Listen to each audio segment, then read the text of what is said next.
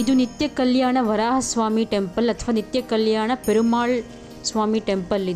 ಇದು ಚೆನ್ನೈ ಹತ್ತಿರ ಇದೆ. ಚೆನ್ನೈ ಹತ್ತಿರ ಇರೋ ಚೆಂಗಲ್ಪಟ್ಟು ಜಿಲ್ಲೆಯ ತಿರುವಿದಂಡೈ ಎಂಬ ಗ್ರಾಮದಲ್ಲಿ ಇದೆ. ಈ ದೇವಾಲಯವನ್ನು ಪಲ್ಲವರು 7ನೇ ಶತಮಾನದಲ್ಲಿ ಕಟ್ಟಿಸಿದ್ದಂತೆ. ಇದು ವಿಷ್ಣುವಿನ 108 ದೇವಸ್ಥಾನಗಳಲ್ಲಿ ಒಂದಾಗಿದೆ. ಇಲ್ಲಿ ವಿಷ್ಣುವನ್ನು ವರಾಹ ರೂಪದಲ್ಲಿ ಹಾಗೂ ಲಕ್ಷ್ಮಿಯನ್ನು ಕೋಮಲವಲ್ಲಿ ತಾಯಿಯ ರೂಪದಲ್ಲಿ ಪೂಜಿಸುತ್ತಾರೆ. ದೇವಸ್ಥಾನದ ಎಂಟ್ರೆನ್ಸಲ್ಲೇ ಒಂದು 7 ಕಂಬಗಳಿದೆ. ಕಂಬಗಳ ಮೇಲೆ ಒಂದು ದೇವರುಗಳ ಒಂದು ಒಳ್ಳೆ ಕೆತ್ತನೆ ಇದೆ. ತುಂಬ ಫೈನ್ ಕೆತ್ತನೆ ಮಾಡಿದ್ದಾರೆ. ಇದು ಉಗ್ರ ನರಸಿಂಹನದ್ದು. ಹಾಗೂ ಇಲ್ಲಿ ನೋಡಿ ವರಾಹಸ್ವಾಮಿದು ಇದೇ ಮೇಯ್ನ್ ಗರ್ಭಗುಡಿಯಲ್ಲಿರೋ ದೇವರು. ವರಾಹಸ್ವಾಮಿ ಅಂದರೆ ವಿಷ್ಣುವಿನ ಹಂದಿಯ ಅವತಾರ ಮತ್ತು ಕೋಮಲವಲ್ಲಿ ತಾಯಿ ಅಂದರೆ ಲಕ್ಷ್ಮಿ. ನಾವು ವಿಷ್ಣುವಿನ ತೊಡೆಯ ಮೇಲೆ ಲಕ್ಷ್ಮಿ ಕೂತಿರೋ ಫೋಟೋ ನೋಡಿದ್ದೀವಲ್ಲ, ಇಲ್ಲಿ ವರಾಹಸ್ವಾಮಿ ಅಂದರೆ ವಿಷ್ಣುವೇ ಪೆರುಮಾಳೆ, ಅವ್ರ ತೊಡೆ ಮೇಲೆ ತಾಯಿ ಕೂತಿದ್ದಾರೆ.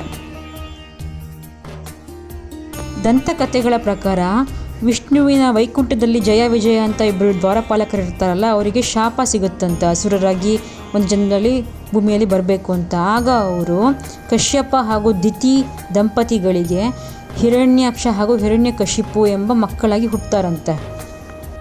ಈ ಹಿರಣ್ಯಾಕ್ಷ ಎಂಬುವರು ಬ್ರಹ್ಮನ ಹತ್ರ ಒಂದು ಘೋರ ತಪಸ್ಸು ಮಾಡಿ ಒಂದು ಒಳ್ಳೆ ವರ ಪಡಿತಾರಂತೆ. ಅದೇನು ಅಂತಂದರೆ ಯಾವುದೇ ಪ್ರಾಣಿ ಅಥವಾ ಯಾವುದೇ ಮನುಷ್ಯರು ಯಾರಿಂದಲೂ ಅವ್ರಿಗೆ ಸಾವು ಸಿಗಬಾರ್ದು ಅಂತ. ಎಕ್ಸೆಪ್ಟ್ ಫಾರ್ ವರಾಹ ಟೈಪಿನ ಒಂದು ಹಲ್ಲಿರುತ್ತಲ್ಲ, ಒಂಥರ ಕೋರೆ ಹಲ್ಲು, ಆ ಟೈಪಿನ ಒಂದು ಪ್ರಾಣಿ ಬಿಟ್ಟು ಇನ್ನು ಯಾವುದೇ ಥರ ಪ್ರಾಣಿಗಳಿಂದನೂ ಅವರು ಸಾಯೋದಿಲ್ಲ, ಅಂದರೆ ಅಜಯ್ಯರು ಅಂತ. ಈ ಹಿರಣ್ಯಾಕ್ಷ ಸುಮ್ಮನಿರಲಾರ್ದೆ ಅವರ ಒಂದು ಪ್ರತಾಪನ ತೋರಿಸೋದಕ್ಕಾಗಿ ಭೂದೇವಿಯನ್ನು ಅಂದರೆ ಒಂದು ಭೂಮಿಯನ್ನು ಒಂದು ಸಾಗರದ ಒಳಗೆ ಹೋಗಿ ಬಚ್ಚಿಟ್ಬಿಡ್ತಾರಂತೆ. ಅದರಿಂದಾಗಿ ಎಲ್ಲ ಮಾನವರು ಋಷಿಗಳು ಎಲ್ಲರೂ ಹೋಗಿ ವಿಷ್ಣುವಿನ ಬಳಿ ತಪಸ್ಸು ಮಾಡ್ತಾರಂತೆ, ನಮಗೆ ಹೀಗೆ ತೊಂದರೆ ಆಗ್ತಾ ಇದೆ ಅಂತ. ಆವಾಗ ವಿಷ್ಣು ವರಾಹ ರೂಪವನ್ನು ತಾಳಿ ಹಿರಣ್ಯಾಕ್ಷನನ್ನು ಕೊಂದುಬಿಟ್ಟು ಮತ್ತೆ ಭೂಮಿಯನ್ನು ತಂದು ಈ ಒಂದು ಜಾಗದಲ್ಲಿ ಪ್ರತಿಷ್ಠಾಪಿಸಿದ್ರಂತೆ.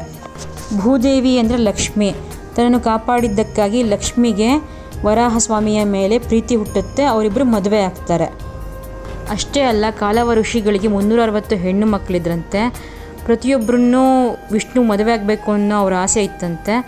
ಸೊ ಡೈಲಿ ಒಬ್ಬರನ್ನ ವಿಷ್ಣು ಮದುವೆ ಆದ್ರಂತೆ. ಸೊ ಡೈಲಿ ಮದುವೆ ಆಗ್ತಾ ಇರತ್ತೆ ಅನ್ನೋ ಕಾರಣಕ್ಕಾಗಿ ದೇವಸ್ಥಾನದ ಹೆಸರು ನಿತ್ಯ ಕಲ್ಯಾಣ ಪೆರುಮಾಳ್ ಟೆಂಪಲ್ ಅಂತ.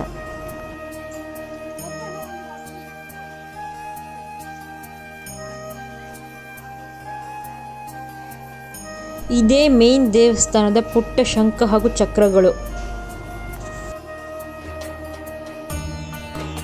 ಈ ಮೇನ್ ವರಾಹಸ್ವಾಮಿ ಟೆಂಪಲ್ ಪಕ್ಕದಲ್ಲೇ ಶ್ರೀರಂಗನಾಥ ಸ್ವಾಮಿಯ ದೇವಸ್ಥಾನ ಕೂಡ ಇದೆ. ಅಂದರೆ ವಿಷ್ಣುವಿನ ಮಲಗಿರೋ ಪೋಸು ಮತ್ತು ಆದಿಶೇಷ ಇರುವಂಥದ್ದು, ಲಕ್ಷ್ಮಿ ಕಾಲು ಒತ್ತುತ್ತಾ ಇರುವಂತಹ ದೇವಸ್ಥಾನ ಇದೆ.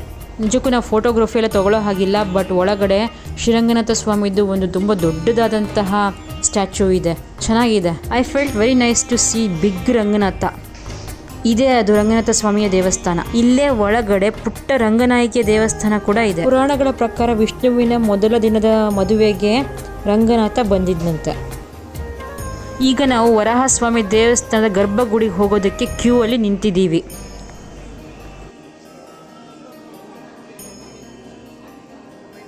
ಒಳಗಡೆ ರೂಫ್ ಪೇಂಟಿಂಗ್ಸ್ ಎಲ್ಲ ತುಂಬಾ ಚೆನ್ನಾಗಿತ್ತು.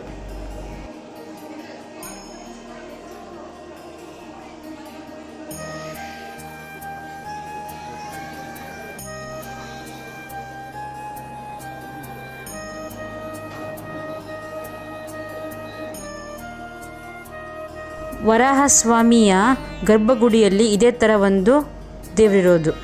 ನಾನು ಗರ್ಭಗುಡಿ ಪಿಕ್ ಸಿಗುತ್ತಾ ಅಂತ ದೂರದಿಂದ ಝೂಮ್ ಹಾಕಿ ಟ್ರೈ ಮಾಡ್ತಾಯಿದ್ದೀನಿ, ಸಿಗಲಿಲ್ಲ.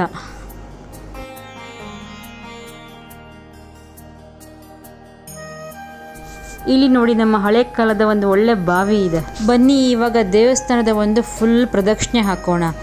ಈ ಮೇನ್ ದೇವಸ್ಥಾನದ ಅಕ್ಕಪಕ್ಕದಲ್ಲಿ 2 ಪುಟ್ಟ ದೇವಸ್ಥಾನಗಳಿದೆ. ಹಾಗೂ ಹಿಂಭಾಗದಲ್ಲಿ ಸ್ಥಳ ವೃಕ್ಷ ಇದೆ. ಅಲ್ಲಿ ತೊಟ್ಲನ್ನು ಕಟ್ತಾರೆ, ಆಮೇಲೆ ಹಾರಗಳನ್ನು ಇಡ್ತಾರಲ್ಲಿ.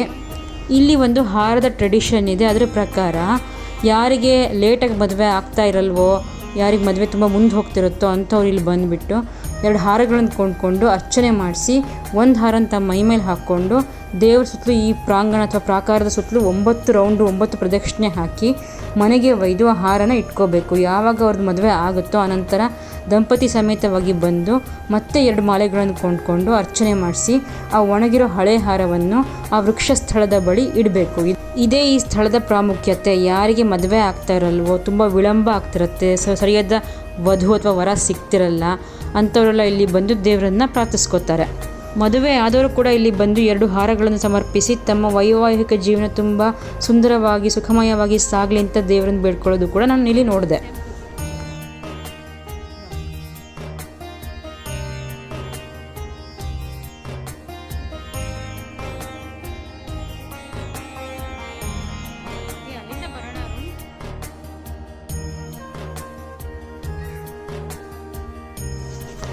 ಇಲ್ಲಿ ಕುತ್ಕೊಂಡು ಒಂದು ಒಳ್ಳೆ ಗಾಳಿ ಸೇವನೆ ಮಾಡೋಕ್ಕೆ ಒಂದು ಸೂಪರ್ ಜಾಗ ಇತ್ತು. ಕುತ್ಕೊಂಡು ಆರಾಮಾಗಿ ದೇವಸ್ಥಾನದ ಹಿಂಭಾಗ ಇದು ಅಂತ ಶಾಂತವಾಗಿ ಆರಾಮಾಗಿ ಕುತ್ಕೋಬೋದಾಗಿತ್ತು ಇಲ್ಲಿ.